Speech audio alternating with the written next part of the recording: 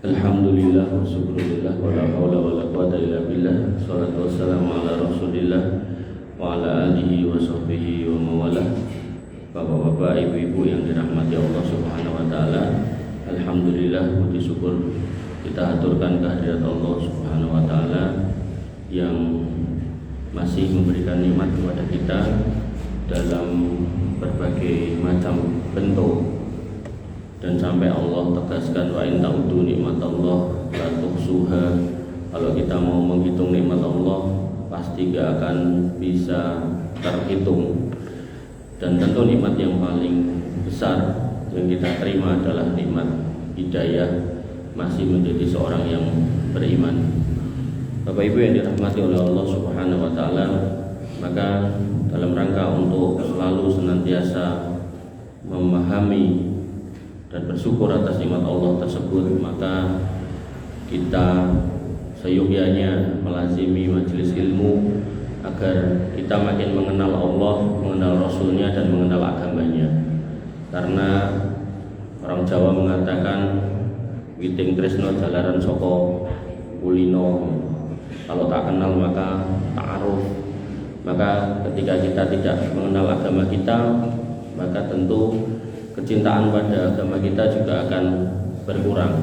Oleh karena itu maka pentingnya untuk selalu memperbaharui ilmu kita, menambah ilmu kita agar kemudian kecintaan pada agama kita senantiasa bertambah.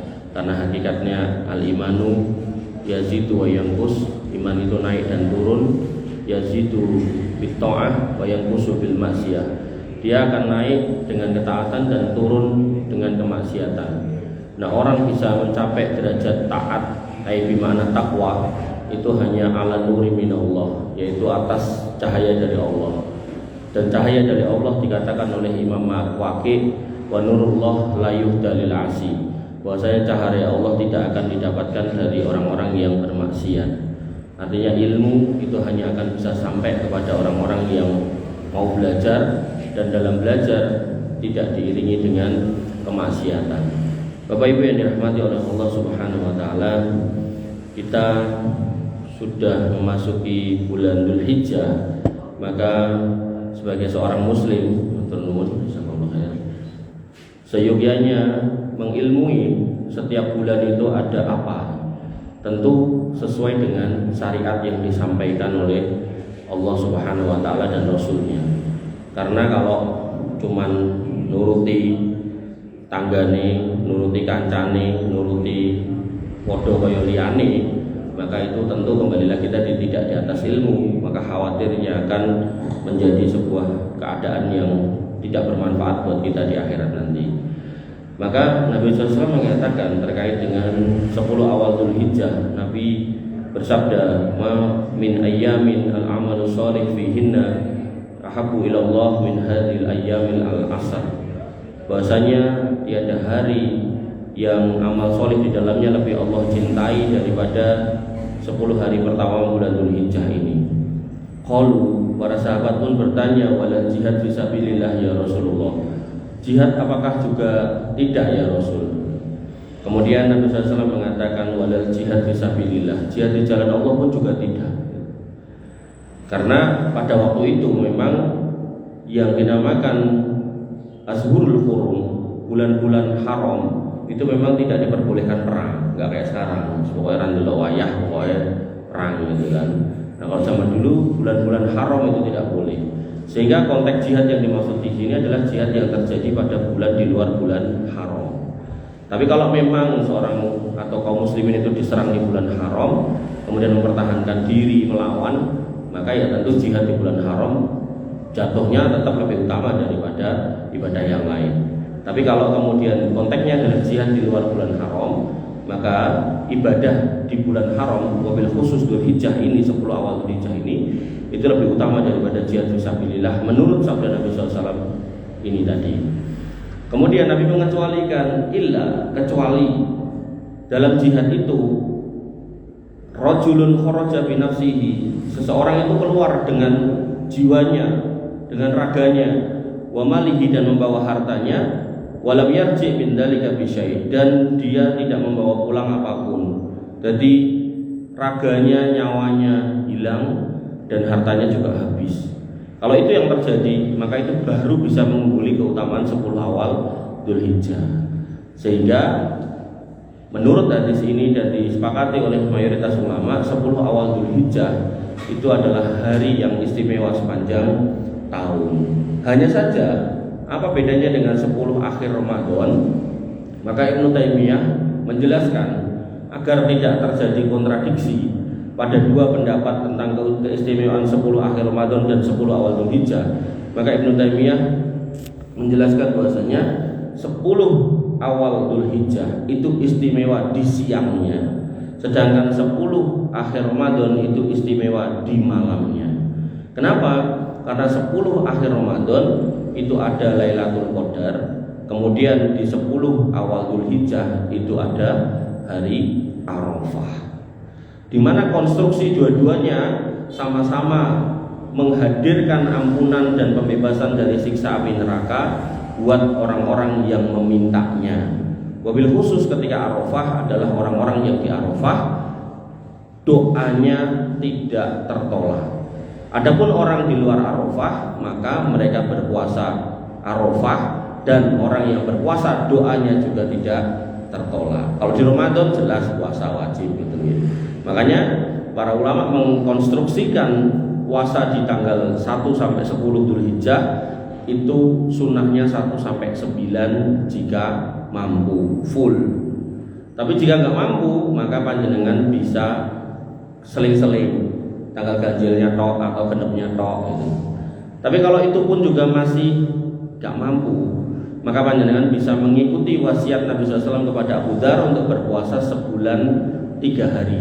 Nah itu diambil di 3 hari 10 awal Dzulhijjah kalau bisa. Kalau masih nggak bisa, maka bisa diambil di Senin Kemisnya saja. Itu pun juga nggak bisa, paling nggak di tanggal 9 Dzulhijjahnya. Itu pun paling mentok. Tapi kok kemudian 9 Dzulhijjah kok ya delalah pas loro misalnya, bener-bener nggak sanggup, itu puasa sunnah, maka ditinggal juga nggak apa-apa. Dan dalam sebuah hadis dikatakan orang yang sudah terbiasa, misal setiap tahun puasa Arafah kok delalah tahun ini pas gerah gitu kan, maka tetap tercatat berpahala puasa Arafah. Tapi nek buatan loro, longgar, sehat gitu kan, ora poso, nah, jadi buatan dapat pahala, ngoten nggih. Maka sungguh banyak faedah atau keutamaan 1 sampai 10 awal Dzulhijjah, maka kita copy pastekan, kita duplikasi apa yang dilakukan di 10 akhir bulan Ramadan, kita duplikasi di 10 awal Dzulhijjah. Apapun itu, posone ugi, sedekah iya, qiyamul monggo, maca Quran hataman silakan, apa mulai sedekah silakan, kemudian melakukan kebaikan-kebaikan yang dulu pas 10 akhir Ramadan itu dikerjakan lagi di sini silakan gitu kan. Oke, termasuk ada sunnah takbiran. Takbiran itu ada 2, takbir mutlak sama takbir muqayyad. Takbir mutlak niku jenengan takbir aja gitu.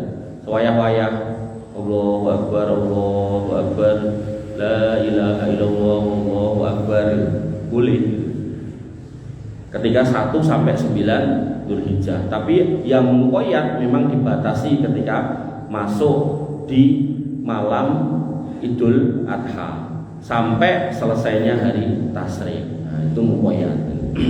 Maka ketika kita mengoptimalkan semua waktu itu, kita mengoptimalkan semua keadaan itu, ya semoga kita mendapatkan pahala yang sebesar-besarnya. Ketika di 10 akhir Ramadan doa, jadi kalau doa itu maknanya 2, pujian untuk Allah atau permintaan kepada Allah.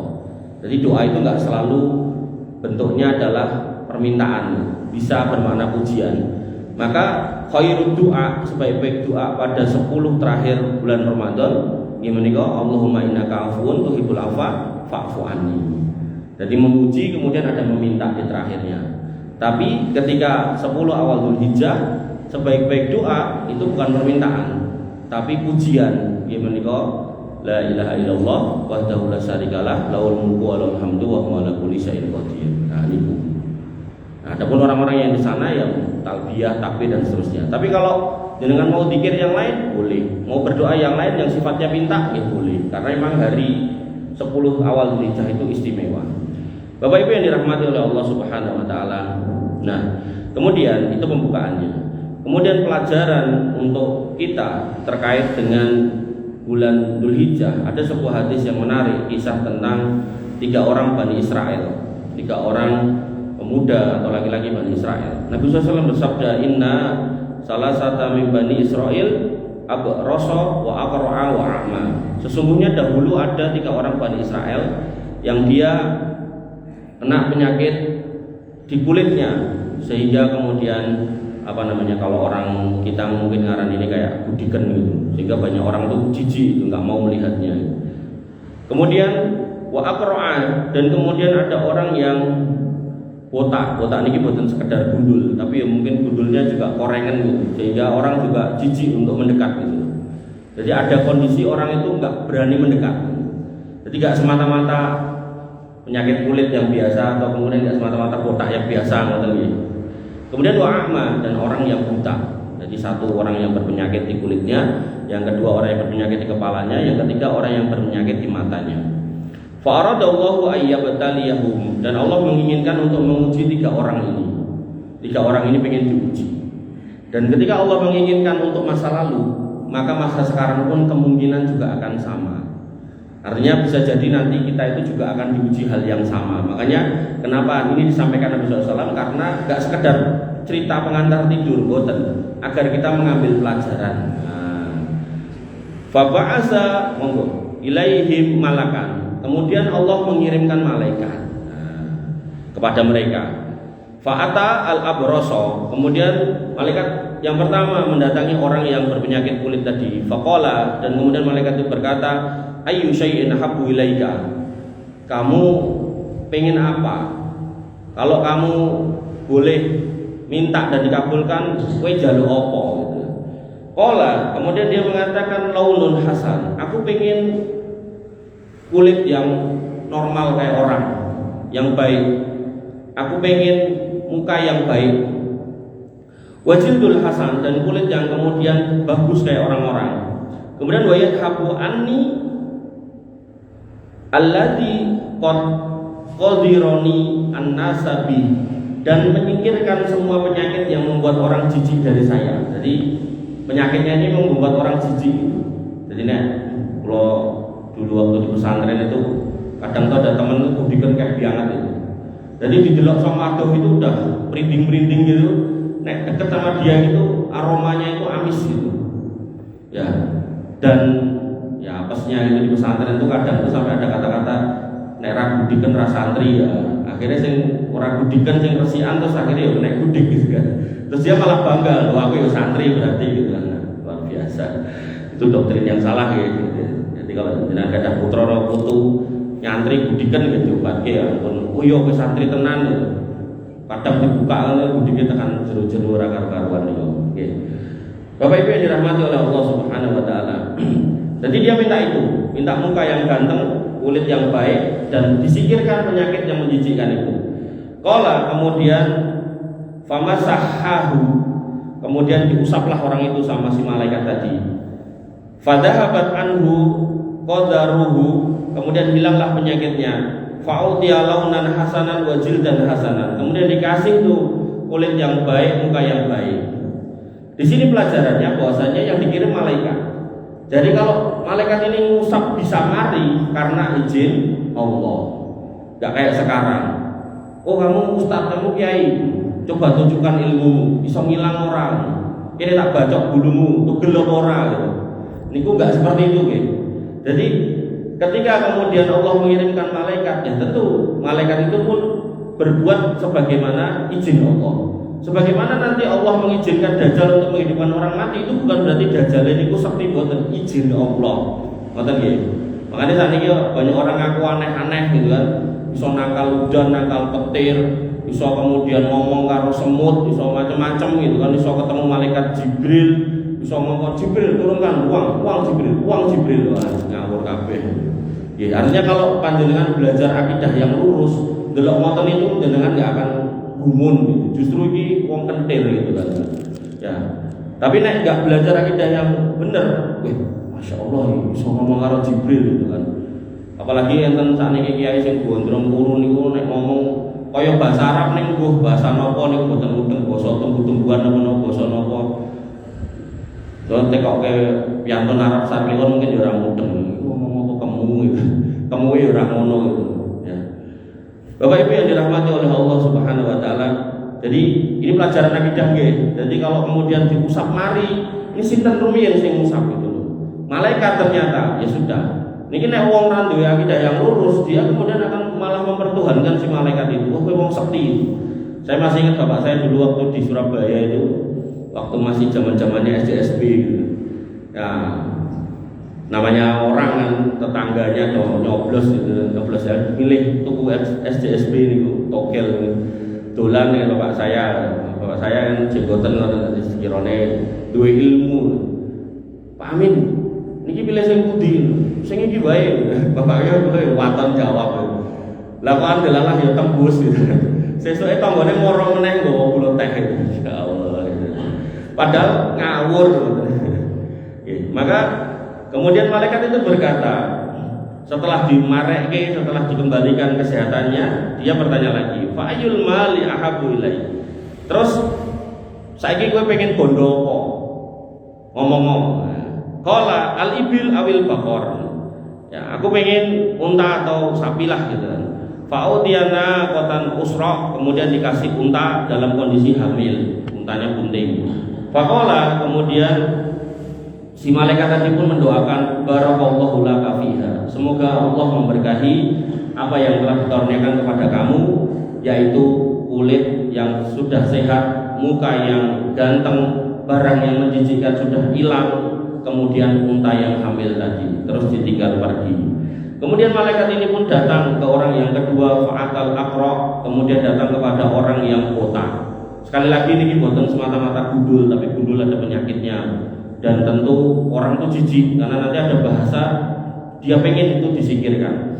Faqala, malaikat itu bertanya, ayu syai'in habbu ilaika, kamu pengen apa? Gitu kan.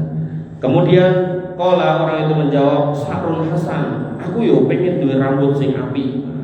Wa yadhabu anil ladzi qadironi annasu bih, dan aku pengen penyakit di kepala saya ini yang bikin orang jijik itu disingkirkan. Jadi ini menunjukkan gak cuma gundul tok gitu kan.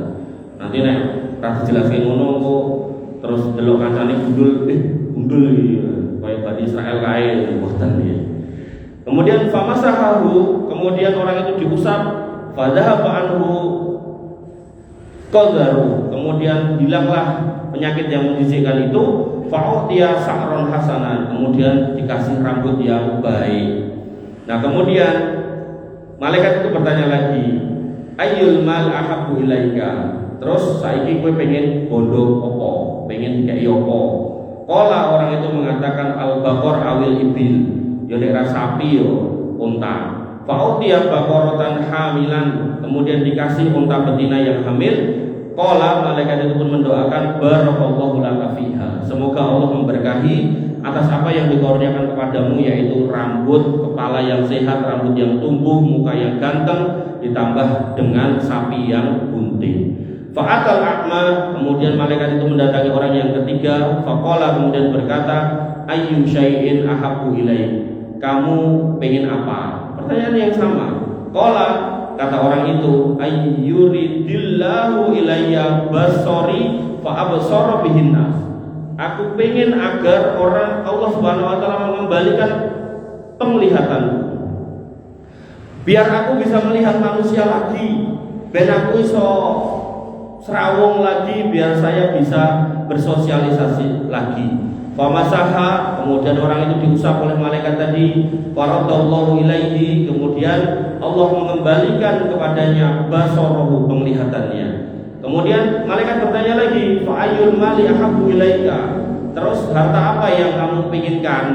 Qala, kata orang itu, al-ghanam, aku pengen kambing. Fa utiya satan walidan, kemudian dikasihlah kambing yang juga sedang bunting. Kemudian fa'untija hadani wa wallada hada, lalu berkembang biaklah si unta, sapi dan kambing tadi.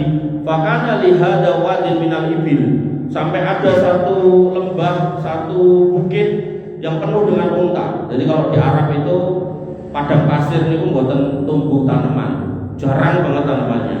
Nah gunungnya gunung batu. Di antara gunung batu niku enten lipatan-lipatan, tekuan-tekuan, celah-celah yang terkadang ada nyimpen air sedikit. Nah niku lah tumbuh tanaman-tanaman. Nah makanya orang-orang Arab itu kadang kalau ngangon, nah itu di gunung-gunung batu itu. Makanya sampai di sini dikatakan fakana lihada wadin minal ibil, dan sampai lembah, gunung, bukit itu penuh dengan unta. Dan mereka nek angon, nek kita kan angon pagi pulang sore, mereka nek angon barisak berangkat nanti sampai mungkin subuh atau mungkin menjelang subuh pulang gitu. Karena nek pagi sampai siang itu kan panas gitu. Kemudian walihada wadin minal baqar, dan dengan sebab ini ada juga satu lembah, satu bukit yang berisi sapi. Walihada wadin minal ghanam, dan ada juga satu lembah yang penuh dengan kambing. Jadi satu lembah penuh unta, di sisi lain satu lembah penuh sapi, di sisi lain satu lembah penuh dengan kambing. Oke, berarti gak cuma 10, mungkin ratusan, bisa juga ribuan wong ngebaki sampai nutupi gitu kan. Kemudian Nabi SAW pun melanjutkan sabdanya, summa innahu atal abros fi suratihi wa hayati. Kemudian malaikat itu datang lagi dalam bentuk yang sama kayak orang-orang itu pertama kali ditemukan. Ketika yang didatangi pertama adalah orang yang budikan tadi, maka malaikat itu pun datang dalam bentuk yang sama.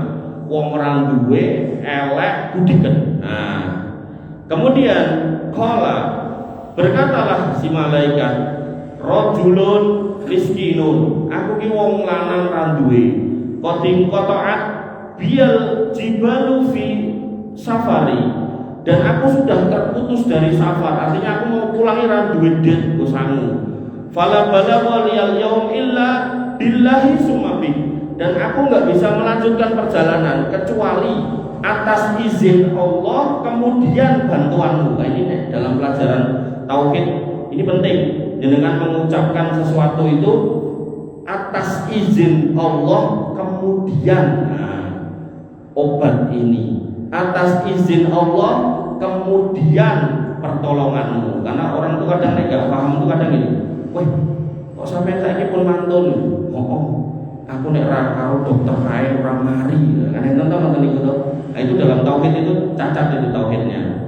Jadi nggak boleh menggunakan kata hubung dan, yang dibolehkan adalah summa. Karena kalau dan itu setara, dan Allah nggak boleh disetarakan.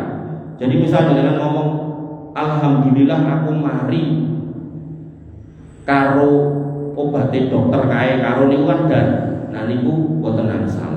Yang boleh alhamdulillah saya sembuh, nah kemudian atas bantuan Pak dokter itu dalam kitab tauhid dijelaskan seperti itu. Nah di sini pun juga demikian. Jadi orang yang paham akidah yang benar atau tauhid yang lurus, dia pun akan mengatakan fala balaghani al-yaum illa billah tsumma bika. Maka aku nggak bisa melanjutkan perjalanan ini kecuali atas izin Allah, lajeng ya, kemudian atas bantuanmu. Gampangane aku meh mulih ra iso lho, nek ra dijili karo Gusti Allah terus nek ra mbok ewangi ya ngoten. Nah, kemudian dia pun mengatakan as'aluka billadzi a'taka al-launul hasan wal jildul hasan wal mal, dan aku meminta dengan menyebut nama Allah. Nah, ini nanti dalam kitab tauhid lagi ada lagi bahwasanya ketika jangan didatangi orang-orang yang benar-benar butuh dan meminta dengan menyebut nama Allah gitu kan, maka kita kalau mampu harus memberi. Jadi misalnya nanti parani tanggane gitu, Pak Bambang, demi Allah yang ngasih jenengan hidup, kula niki lapar tulung mang goleke ayam goreng. Nah, niku jenengan kudu goleke nek emang sanggup, wajib. Tapi nek emang ra didet, ra didet tenan iki Mas. Rata-rata kan ogah goleke didet ning ngomong ra didet padahal tanggane sudah menyebut nama Allah. Nah, ini orang ini juga demikian. Demi yang telah memberimu muka yang ganteng padahal sak durunge elek, dan juga yang telah memberimu al-jildul hasan, kulit yang bagus pada saat durunge gudiken, wal mal, dan yang sudah ngasih unta sebanyak lembah ini pada saat durunge ora duwe apa-apa gitu kan. Kemudian dikatakan ba'iron ataballahu bihi fi safari, aku mau njaluk untamu siji wae tak nggone sangu nutuke mlaku mulih tekan omahku. Tapi jawab orang itu apa? Al-huququ katsirah. Sorry bro, wajibanku akeh. Listrik rong tak bayar, anakku 15 rong bayar SPP, bojoku 4 urung tak kirimi masing-masing sak miliar. Wah. Ya eneng-eneng pokoke. Alasan ya kan, alasan. Al-huququ katsirah, wajibanku akeh. Gek mbokku yo njaluk duit, anakku lanang yo meh sekolah ning Amerika, padahal tadi untone sak lembah, awale ra duwe, njaluk siji ora entuk. Faqala lahu, kemudian malaikat tadi pun mengatakan, ya, kani akrofka, ngono, koyone aku ngerti kowe deh, koyone aku kelingan kowe iki asline sapa. Koyone aku pernah nemoni kowe jaman biyen ya lho gitu kan. Alam takun abrasa yak zaruka annas, bukankah kowe biyen iki wong lanang sing gudiken wong liya gilane cedhak karo kowe? Ya. Fakiron fa'ata Allahul mal, terus kowe iki wis ngono ya ora duwe kere, terus dikeki bondo karo Gusti Allah saiki dadi sugih.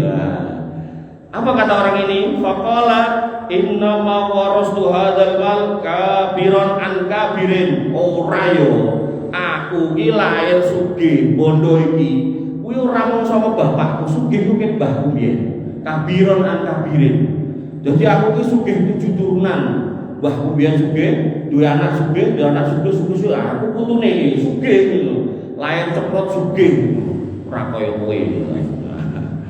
Faqala, kemudian orang ini pun, malaikat ini pun berkata, in kunta kadziban. Oh, hati-hati, nek kowe nganti ngapusi gitu kan. Fasayyarakallahu ila ma kunta. Mengko nek kowe ngapusi hati-hati lho. Diwalik karo Gusti Allah, bali koyo zaman biyen. Hati-hati yo. Iki malaikat sing ngomong. Tapi yo bola-bali orang itu nek wis sugih sok lali gitu kan. Makanya dia yo ora peduli lah kowe sapa, wong kowe wong ora duwe jaluk-jaluk. Wis kono kalih. Padahal namung minta sedikit. Ini baru satu. Bisa jamin ini. Faqala, kemudian perawi mengatakan wa atal aqra'a fi surati, kemudian dia mendatangi orang yang kedua yang penyakit di kepalanya sampai rambutnya enggak tukul, dan dia mendatangi dalam bentuk yang sama. Faqala lahu mislu ma qala li hada, dan dia berkata sebagaimana perkataan kepada orang yang pertama tadi. Aku ki wong ra duwe mlaku ado, sanguku entek, mbok njaluk sithik wae, tak nggo sangu mulih gitu kan. Sing tak jaluk ora akeh-akeh, gandeng sapimu akeh sak lembah, aku njaluk sitok wae gitu kan. Wa radda alaihi misla ma radda alaihi hada. Ternyata orang kedua juga menjawab dengan jawaban yang sama. Al-huququ kasirun, wajibanku akeh gitu. Aku jek kudu nglumpuhke modal iki nggo coblosan delok kas pilihan wali kota Solo. Padahal mongkon korban wedhus siji, alasane tekan ngendi-ngendi gitu. Faqala, kemudian malaikat itu mengatakan perkataan yang sama. In kunta kadziban, nek nganti kamu bohong, fasayyarakallahu ila ma kunta. Hati-hati, diwalik kaya pas awal kowe ra duwe, elek wong ra gelem nyedak gitu kan. Kemudian malaikat ini pun wa atal a'ma fi surati, mendatangi orang ketiga yang berpenyakit buta, yang enggak bisa melek. Faqala, dia mengatakan rajulun miskin wa ibnus sabil, aku ki wong ra duwe, kemudian aku ki juga seorang musafir, qadin qata'at bil jibal hibal, kemudian telah terputus jalanku fi safari, dalam perjalanan ini aku ra iso mulih. Fala balagha liyal yaum illa billah summa bika, dan aku enggak akan bisa sampai sana kecuali atas izin Allah kemudian bantuanmu. Kemudian dia mengatakan dengan perkataan yang sama lagi, as'aluka billadzi radda 'alaika basarok. Aku meminta dengan menyebut nama Allah yang sudah mengembalikan matamu gitu kan. Satan, satu kambing aja. Ataballahu biha fi safari, yang tak gunakan nggo sangu nggo ongkos mulih meneh ning kampung halaman.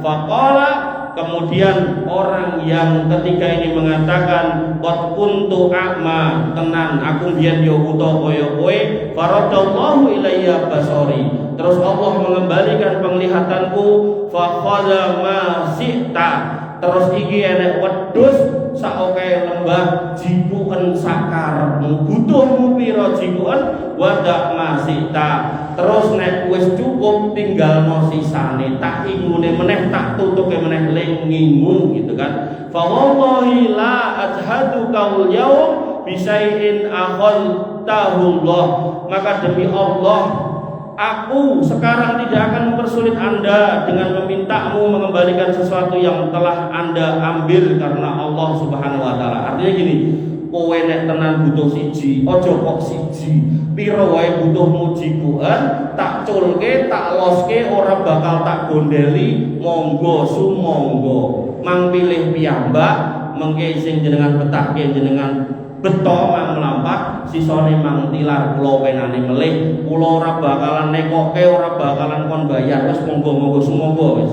Ngoten niki wong sing wuta sing nomor 3. Faqala, kemudian malaikat mengatakan, amsik malak, ora situ. Cekelen kondo. Nah, fa innama ibtulitum, sesungguhnya Allah sedang menguji kalian bertiga, wahai si budiken, wahai si buta, wahai si buta. Faqat radhiyallahu anka wa sakhatu ala sahibaika, sesungguhnya Allah sudah meridhoi kamu dan Allah murka atau marah kepada dua temanmu yang lain.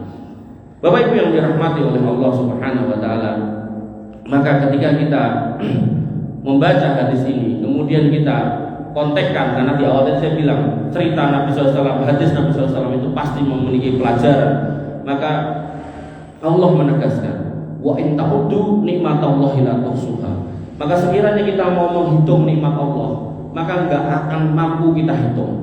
Ada sebuah kisah yang menarik, enggak tahu saya pernah cerita di sini apa enggak. Ada seorang bapak-bapak yang kemudian enggak bisa bernafas, kemudian akhirnya dibawa ke IGD, cuma dikasih oksigen 24 jam dia bisa sembuh. Kemudian dia mendapatkan tagihannya 600 real. 600 real niku nek dipengke 4.000 niku ketemune 2.400. Anggap aja itu 2 juta gitu. Maka bapak itu begitu mendapat tagihan itu beliau pun menangis. Kemudian dokternya bingung, "Lho jenengan pun mantul kok malah nangis?" "Saya itu nangis ya dokter, bukan karena apa-apa, tapi ternyata setelah saya lihat tagihan ini, ternyata saya baru sadar. Ternyata sedino itu saya nek ambekan itu butuh ke duit 600 real atau sekitar anggaplah tadi 2 juta. Niku nek sedino, nek dipengke 30 niku berarti 1 juta. Nek dipengke 12 melih niku berarti 720 juta, hampir 1 miliar. Artinya, ketika kita ngomongkan dari sisi nafas aja, kalau misal Allah ngirimkan tagihan jenengan, ya termasuk saya, insya Allah bar nompo tagihan itu semakut karena radidit gue bayar. Bisa juga tiba-tiba kita jatuh miskin karena ya memang radidit gue bayar 720 juta itu bukan duit sithik gitu kan. Maka ketika kemudian datang bulan Dzulhijjah, ada saat dimana kita diminta untuk berkurban, maka orang-orang yang memang hari-hari, dan saya selalu bahasakan, bisa merokok, hari-hari bisa merokok. Bahkan ada orang yang sehari itu habis rokok itu nggak cuma 1-2 batang, bahkan 1-2 bungkus. Tapi kemudian pas kurban kok sela, nggak mau gitu. Nah saya khawatirnya kena di hadis ini. Dan memang bentuk mengembalikan kepada kondisi semula, tidak kemudian dijadikan sakit atau gimana, dijadikan kulitnya sakit kemudian dijadikan kepala boten. Tapi yang jenengan dapati adalah apa? Orang-orang yang kemudian tidak mau mengeluarkan hartanya untuk ibadah di jalan Allah, wabil khusus kalau konteksnya adalah Dzulhijjah adalah kurban. yaitu malah harta itu malah dibuat ongkos berobat. Apakah kalau yang merokok tadi ya kena paru-paru nih, ataukah mungkin malah stroke, jantung dan seterusnya gitu. Maka yang harus kita pahami bahwasanya Allah itu mudah kalau ingin mengembalikan kita pada titik nol sebelum kita itu punya apa-apa itu mudah. Maka sebelum itu terjadi, maka sebaiknya kalau memang ada harta yang bisa kita gunakan untuk di jalan Allah, kita keluarkan. Dan Allah sedang tidak minta semuanya. Makanya dalam sebuah hadis dikatakan, kalian tidak masuk surga karena amal, tapi karena rahmat Allah. Jadi Allah tidak sedang nagih 720 juta, yang diminta cuma pinter nanti iuran-iurannya pinter Pak. Cuma 3 juta. 3 juta, bukan 720 juta. Itu cuma sepersekian persennya, sedikit banget. Makanya ketika konteksnya kurban, karena kurban itu harinya tertentu, para ulama ditanya, boleh nggak berhutang untuk kurban? Maka para ulama menjawab, nek memang duit jagan gue bayar, boleh. Tapi nek memang tenan-tenan randuwe ini cirinya salah siji, merokok ya ora gitu. Ngomongnya randuwe ini merokok ajek gitu kan, itu gitu, bener-bener nih. Nah, harus kemudian kita berjuang untuk isihkan gitu. Nah yang menarik ketika kita ngomongkan kurban, Allah Subhanahu Wa Taala sendiri menegaskan bahwasanya kurban itu la yanalallahu luhumuha wala dimauha walakin yanaluhu taqwa minkum. Jadi ketika panjenengan infak sedekah, itu uang jenengan kan hilang. Jenengan bawa kota infak kan hilang, enggak balik dan jenengan kan tadi. Jenengan zakat kan hilang uangnya, enggak balik dan jenengan. Maksudnya duit ini boten terus balik melih ngoten nggih. Gitu. Tapi ketika ngomongkan kurban, ini ibadah yang dagingnya, darahnya, ini bukan berarti untuk mangan darah boten. Tapi Allah menegaskan karena ada sebagian orang itu yang beribadah kepada ilah-ilah yang lain, ten reco, ten wit-wit, ten punden, itu beleh terus betek bujuke mriku. Maka Allah tegaskan bahwasanya terkait dengan kurban, itu dagingnya dan getehnya itu enggak nyampe ke Allah, dalam artian enggak terus munggah ke langit, tapi kembali ke kita. Tapi walakin yanaluhu taqwa minkum, tapi Allah tetap akan menilai ketakwaan kita. Jadi ini ibadah yang menarik, ngetokke, dibelah, itu pahala, ning dagingnya nggih awake dhewe ngoten lho. Ya awake dhewe ini maksudnya nggih didum nggih karo tanggane ngoten ora dipek dhewe. Enten wong belah dhewe dipangan dhewe malah jantungan loro, kolesterol segala macam. Makanya nanti dalam fikih kurban juga ada pembagian toh, sepertiga buat diri sendiri, sepertiga dihadiahkan, sepertiga buat disedekahkan. Dihadiahkan boleh buat orang-orang kaya, boleh dengan belah kurban. Nanti yang sepertiga buat aparat desa boleh. Jadi ampun punya perasaan, oh ini kan uang orang duit tok, mosok lurah dadak DKI, boten ya, dikasih enggak apa-apa. Makanya dalam kasus kurban ini berbeda dengan zakat fitrah. Nek kurban niku ketika dengan sembelih dengan dumroto sak kampung boleh. Tapi nek zakat fitrah ini haknya fakir miskin. Nah, kesalahan dalam praktek pengelolaan zakat fitrah niku kadang bareng lumpuh terus diadai plastik cilik-cilik didumroto meneh sak kampung. Lah niku kleru. Ya, itu harus untuk fakir miskin. Lah fakir miskin di kampungku cuma ada 10 orang, didum buat 10 orang. Lho kok masing-masing itu sekintal, yo ora apa-apa, yo penak lho. Lah napa jenengan pengen dadi orang duwe ben itu mboten usah pengen nek ngoten niku. Makanya jenengan nek ada BPJS, niku dongane niku ampun, ya Allah muga-muga ben ulang kula ngambil kartu niki mboten usah gitu. Dongane nek iso sampe jenengan sedo niku rasa kanggo BPJS niku. Wah, ngoten. Ganti wong liya. Bapak Ibu yang dirahmati oleh Allah Subhanahu wa taala, saking pentingnya kurban dan saking pentingnya untuk isihkan, bahkan itu ngutang yang memang bisa bayar. Nabi SAW sampai mengingatkan, man wajada sa'atan, siapa orang yang punya kelonggaran, punya kemampuan, jane nek rang rokok dicelengi yo iso jane megah gitu kan. Bener-bener megah. Alah suwen rokokan genah bedino gitu kan. Falam yudohi, males terus kemudian megah ketok ke kurban, fala yaqban nang musolana. Ojo cedak-cedak masjidku. Ini menunjukkan bahwa Nabi itu enggak mau dekat-dekat sama orang pelit, punya kemampuan tapi tidak keluar. Sehingga yang harus kita pahami, kalau memang kita mampu menyisihkan, sisihkan. Oh nek lagi sadare saat ini nggih ngutang sik ra apa-apa, nanti dibayar, nanti dicicil enggak apa-apa kan. Nah, maka Nabi SAW ketika enggak mau dekat-dekat dengan orang pelit, maka yang dikhawatirkan nanti ketika datang satu masa di mana enggak ada pertolongan kecuali pertolongan Allah melalui Nabi Muhammad SAW dalam bentuk syafaat panjenengan mengemis syafaat kepada Nabi SAW, Nabi gak mau karena kowe pelit. Hati-hati ya. Maka termasuk cara untuk mendapatkan syafaat Nabi adalah mengikuti sunnahnya. Termasuk sunnah Nabi SAW adalah kalau memang panjenengan punya kelonggaran atau mampu dilonggarkan, artinya diusahakan bisa mengkorban. Jadi korban itu nggak usah kemudian di planning tahun ini wis tahun ngarep ora, tahun ngarep wis tahun ngarep eneh ora, diulang mangsane niku napa korban Daud, kena poso Daud di korban Daud, boten enten nggih. Jadi nek memang tiap tahun panjenengan sanggup kurban. Nggih. Bapak Ibu yang dirahmati oleh Allah Subhanahu wa taala, dan ketika berkorban, maka pahala korban itu sinkron dengan ukuran, sinkron dengan kualitas dari hewan kurbannya. Sehingga Nabi SAW mengingatkan arba'un la tajuzu fid dohaya, ada 4 kriteria yang enggak sah dalam kurban. Dan ini juga sebenarnya harus disampaikan kepada jamaah agar jamaah juga enggak gampang.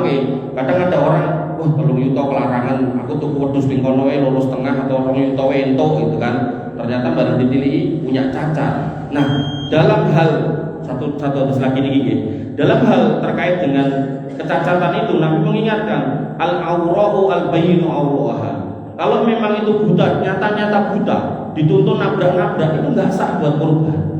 Walaupun wedhusnya gede, sapinya gede, walaupun regane murah, nek dibelah dagingnya oke, tapi ini enggak sah. Dan panjenengan harus ingat ayat tadi, bahwasanya Allah tidak minta daging dan darahnya, tapi yang diminta ketakwaannya. Dan bentuk takwa adalah kurban, berikan hewan yang terbaik. Pramila putranya Nabi Adam itu ada 2 ketika diminta untuk berkurban, mengorbankan. Yang satu mengorbankan kambing yang istimewa, satu mengorbankan buah-buah yang busuk, yang diterima niku yang istimewa. Tapi sekiranya buahnya ini bukan buah busuk, maka mungkin juga yang diterima si buah atau dua-duanya diterima. Tapi karena satunya ngasih yang biasa-biasa aja, maka yang diterima si kambing. Kemudian yang kedua, penyakit yang kedua, al-maridatu al-bayyinu marduha. Penyakitan, tur ketok penyakitan. Gampangnya ngeten nih, selalu saya contohkan. Kambing niku nek niku kan bunder-bunder. Niku namine serintil. Kok delalah sing digawa niku kambingnya niku diare gitu kan. Terus nyekukru ngadeg ra kuat, itu genah loro niku mboten asal. Artinya kalau panjenengan sebagai panitia kurban tolak enggak apa-apa. Katakan niki mboten asal. Agar kemudian beliau juga mengganti. Lah kok nasu Mas wis ben gitu kan. Kemudian yang ketiga, wal arja'u al-bayyinu talquha, yaitu binatang yang pincang dan jelas pincangnya. Kudune mlakune jejeg kok ya dengklang, itu enggak boleh. Sikile papat kok ya mung telu, iku nggih mboten asal. Nomle malah ra sikil gitu kan. Nah, iku nggih mboten asal. Nah, kemudian yang terakhir, wal kasiratu allati la tunqi. Kewane urip, mlaku, tapi geringe ra karo-karuan, ngligo. Dadi derek ditengkleng wis kaya tengkleng. Nah, niku mboten asal. Dadi nek ketemu ngoten niku mangtolak, jangan sampai kemudian kalau nanti jenengan terima wong liya melu-melu akhirnya sak masjid korbane elek kabeh mboten enten sing ketampi marang Gusti Allah. Kan sing penting hidup enek barangnya Mas. Nggih niku penting, tapi yang terpenting tetap ketakwaan tadi. Yang diterima Allah itu soal takwa, bukan soal daging dan bukan soal darah. Dan ketika kita kemudian berkurban, maka Allah punya janji, wa ma'anfaqtum min syai'in fa huwa yukhlifu wa huwa khairur raziqin. Dan apapun yang kau nafkahkan di jalan Allah, Allah pasti ganti, wa huwa khairur raziqin. Ketika dikatakan khairur raziqin, gantinya pasti lebih baik dari yang jenengan keluarkan. Makanya kalau niku niteni 2 hal. Orang itu kalau rajin kurban, rajin umroh nanti gitu kan, rajin kurban, rajin infak, rajin sedekah. Yang saya titeni orang itu enggak ada, dia kemudian hidupnya susah, enggak ada. Tapi sebaliknya, wong ini dino-dino main, nah gitu kan. Niku saya titeni enggak enak wong main sugih gitu. Rata-rata ya tetap susah uripe. Kalau enggak orangnya yang susah anaknya, kalau enggak anaknya cucunya gitu. Maka yang harus kita pahami, Allah pasti kembalikan, dan ketika dibahasakan wa huwa khairur raziqin, pasti baliknya lebih baik. Kalau enggak dikembalikan untuk jenengan kepada jenengan, insya Allah kepada anak cucu jenengan Allah akan kasih kemudahan dalam mencari rezeki, dalam mendapatkan rezeki di dunia ini. Bapak Ibu yang dirahmati oleh Allah Subhanahu wa taala, wabillahi cekap semanten ingkang saged kula aturaken, mugi-mugi bermanfaat buat saya khususnya dan panjenengan secara umumnya. Intinya Allah titipkan kita di dunia, Allah lahirkan, Allah ciptakan kita di dunia ini adalah untuk beribadah, dan Allah ternyata enggak minta semua waktu kita, enggak minta semua umur kita, enggak minta semua harta kita. Allah cuma minta sebagian. untuk dalam rangka la'allakum tattaqun, untuk dalam rangka mengetahui mana di antara kita orang yang paling bertakwa, paling baik dalam keimanannya, paling jujur haqqatuqati. Nah, dari situlah kemudian dengan sebab itulah Allah kemudian masukkan surga. Jadi enggak kemudian setiap hari 24 jam kan sholat boten, cuman 5 kali, misal dipengke 10 ya cuma 50 menit. Kalau misalnya Allah tetapkan sing sholate karo ora sholate luwih dawa, sholate lagi mlebu surga, tapi sing sholate karo ora sholate kok luwih suwe ora sholate mlebu neraka, insyaallah kita enggak akan ada yang selamat. Rata-rata kita sholat paling 10-15 menit gitu. Ping 5 paling ketemu 1,5 jam. Berarti ada 20 jam lebih kita enggak sholat gitu kan, sehingga di situ menunjukkan bahwasanya kita benar-benar masuk surga itu karena rahmat Allah. Tapi rahmat Allah diberikan buat mereka yang bertakwa dengan kondisi yang paling minimalnya. Artinya dia sholat 5 waktu, dia korban setahun sekali, puasa pas Ramadan, ngoten nih. Jadi enggak tiap hari sepanjang tahun kan puasa, enggak setiap bulan kan korban, enggak setiap jam kan sholat dan seterusnya. Wallahu ta'ala akhirul kalam, subhanakallahumma bihamdika asyhadu an la ilaha illa anta astaghfiruka wa atubu ilaik. Assalamualaikum warahmatullahi wabarakatuh.